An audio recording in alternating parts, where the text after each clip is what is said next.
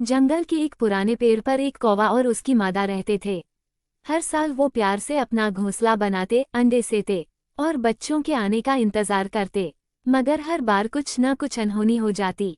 जैसे ही उनके बच्चे अंडों से बाहर आते, अचानक गायब हो जाते। कौवे को समझ नहीं आता कि आखिर उसके बच्चों को खा कौन जाता है।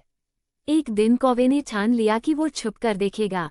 उसने पास के पेड़ से नजर रखनी शुरू की और तभी उसने देखा, पेड़ की जड़ों के पास बने एक बिल से एक काला सांप धीरे धीरे रेंगता हुआ ऊपर आया और उसके घोंसले की तरफ बढ़ा।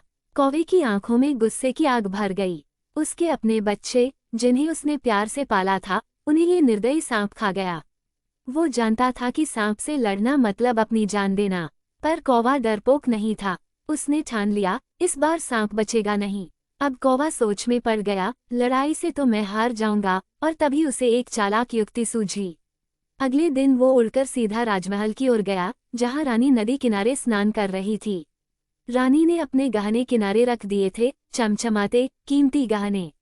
कौवा झपटा और सोने का एक भारी हार अपनी चोंच में दबा लिया और उड़ चला। महल के सिपाही कौवे के पीछे भागे, चिल्लाते हुए उसे पकड़ने के लिए।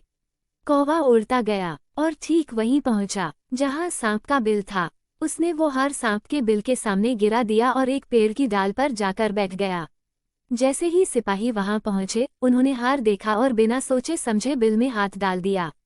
और तभी सांप फुफकारता हुआ बाहर निकला।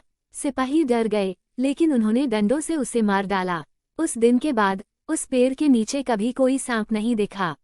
कौवा और उसकी मादा ने फिर घोंसला बनाया, फिर अंडे दिए और इस बार उनके बच्चे सुरक्षित रहे, क्योंकि उनके पिता ने दिखा दिया था कि बुद्धि बल से बड़ी होती है।